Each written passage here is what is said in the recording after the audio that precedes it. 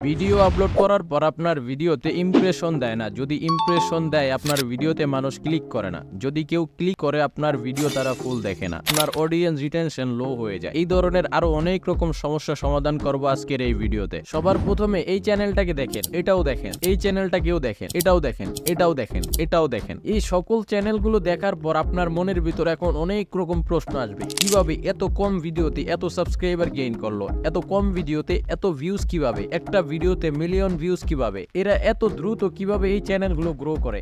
আমি যখন রিসার্চ করেছিলাম তখন ভাইরাল ভিডিওতে আমি তিনটি জিনিস ফলো করেছি, আর এই 3 নাম্বারটা আছে না, 100% বলতে পারি এটা ছাড়া কেউই ভাইরাল করতে পারতো না তাদের ভিডিও। তুমি যত ভালো এসইও করো না কেন, কারণ বাংলাদেশে সঠিকভাবে কেউই বলবে না। বাংলাদেশে যত ক্রিয়েটর আছে তারা সবাই একই কথা বলে, ট্যাগস লাগাও, ডেসক্রিপশন সঠিকভাবে লিখো, থাম্বনেইল লাগাও, তারা সকল এইভাবেই হচ্ছে বলে, কিন্তু সঠিক ইনফরমেশনটা আপনাকে কেউই দিবে না। আজকের এই ভিডিওতে 100% বলতে পারি এমন কিছু পাবেন যেটা দেখার পর, যেটা জানার পর আপনার মাথা ঘুরতে থাকবে। So start now. First of all আপনাদের মনের ভিতরে একটি কোশ্চেন আসতে পারে, ভাইরাল করার জন্য সঠিক উপায় কোনটি? এই উপায় জানতে হলে ইউটিউব অ্যালগরিদমের বিষয়ে আপনি জানতে হবে। ইউটিউব অ্যালগরিদমকে বুঝতে হবে। ফার্স্ট অফ অল আমরা কভার করব ইউটিউব কিভাবে কাজ করে। ইউটিউব কাজ করে ইউটিউবের অ্যালগরিদমের উপর, আর ইউটিউবের অ্যালগরিদম কাজ করে অডিয়েন্সের উপর, আর অডিয়েন্সের ডাটা আসে অডিয়েন্স থেকে।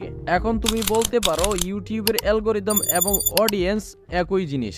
অডিয়েন্স বলো আর অ্যালগরিদম বলো, দুটো একই জিনিস। অডিয়েন্সকে বুঝো না হয় অ্যালগরিদমকে বুঝো, দুটো একই জিনিস। এটাকে সুন্দরভাবে বোঝানোর জন্য আমার কাছে অ্যালগরিদমই বেস্ট মনে হয়। দেখো, অ্যালগরিদম দুই ধরনের ডাটা কালেক্ট করে থাকে। প্রথমে ক্রিয়েটরদের থেকে ডাটা কালেক্ট করে থাকে, ভিডিও ক্রিয়েটর যারা ভিডিও আপলোড করে। দ্বিতীয় নম্বরে ভিউয়ার্সদের থেকে ডাটা কালেক্ট করে থাকে, যারা ভিডিও দেখে। প্রথমে জেনে নেই ভিডিও ক্রিয়েটরদের থেকে কোন কোন ডাটা কালেক্ট করে ইউটিউব অ্যালগরিদম। এক নম্বরে ভিডিও কোন ল্যাঙ্গুয়েজে আছে এন্ড ভিডিও বাচ্চাদের জন্য নাকি বাচ্চাদের জন্য না। দ্বিতীয়ত ডেসক্রিপশনে কি লেখা আছে, ভিডিও টাইটেলে কি লেখা আছে। তৃতীয়ত ভিডিওতে ব্যবহার করা হ্যাশট্যাগ ভিডিও টাইটেলের সাথে ম্যাচ করে কিনা। ভিডিওতে কপিরাইট আছে কিনা। ভিডিওতে কোনো সেক্সুয়াল পার্ট আছে কিনা।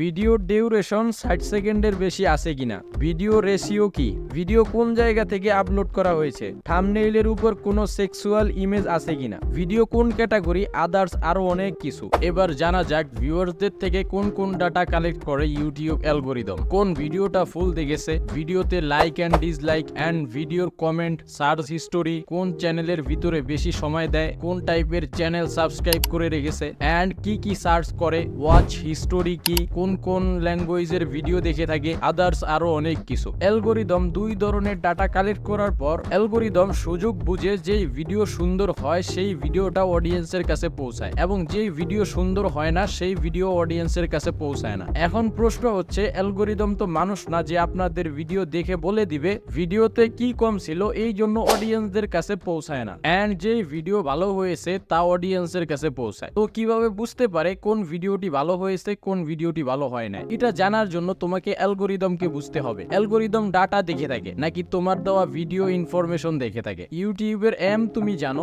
অডিয়েন্সকে বেস্ট থেকে বেস্ট ভিডিও দেখানো। আর আমি তোমাকে প্রথমেই বলেছিলাম ইউটিউবের অ্যালগরিদম কোনো মানুষ না, তোমার ভিডিও দেখে বলে দিবে তোমার ভিডিও ভালো নাকি খারাপ। দেখো ভাই, ইউটিউবের অ্যালগরিদম 1 বছরে 200 বারেরও বেশি আপডেট হয়। ইউটিউবের অ্যালগরিদম মেইনলি এমন 3টে জিনিস আছে যেটা কখনোই পরিবর্তন করে না। প্রথমে হচ্ছে সিটিআর এন্ড অডিয়েন্স রিটেনশন। 3 নম্বরে হচ্ছে ওয়াচ টাইম। ইউটিউবের অ্যালগরিদম এই 3টার উপর কাজ করে থাকে। এখন আমরা এই 3টাকে ফুল ডিটেইলসে বুঝবো যে কাজ কিভাবে করে।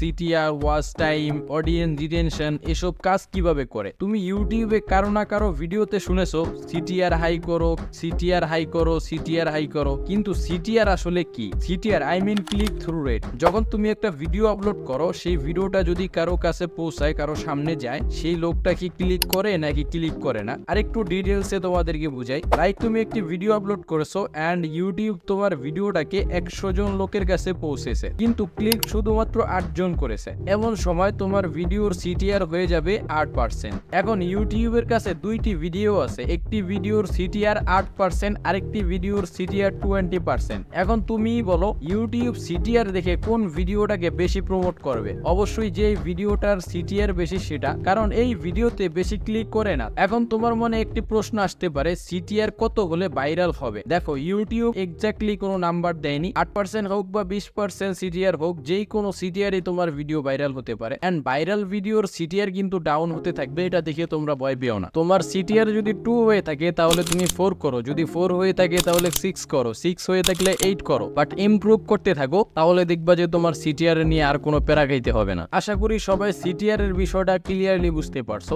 বিষয়টা হচ্ছে অডিয়েন্স রিটেনশন বা ওয়াচ টাইম, এই দুইটার বিষয়ে যদি বিস্তারিত জানতে চাও তাহলে এই ভিডিওতে কমেন্ট করো, আমি এটা নিয়ে ডিটেলসে একটা ভিডিও বানিয়ে দিব, এবং সেই সাথে কিভাবে 4-5টা ভিডিও দিয়ে চ্যানেলের 1000 সাবস্ক্রাইবার গেইন করবা সেটাও শিখিয়ে দিব। ততক্ষণ পর্যন্ত ভালো থাকো, টাটা, বাই বাই, আল্লাহ হাফেজ।